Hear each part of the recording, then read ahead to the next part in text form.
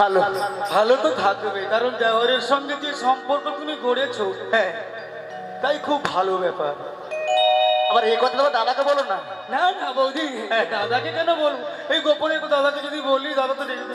হ্যাঁ, তাই বলছি কি গো? সত্যি কইরা কও না গো বৌদি,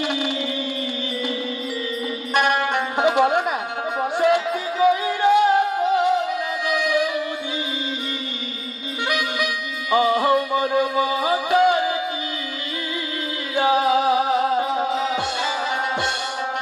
কালকে দিলা নতুন শাড়ি বৌদি, সত্যি বলছি, কালকে দিলা নতুন শাড়ি বৌদি, আজ তোমার কেন ছেড়া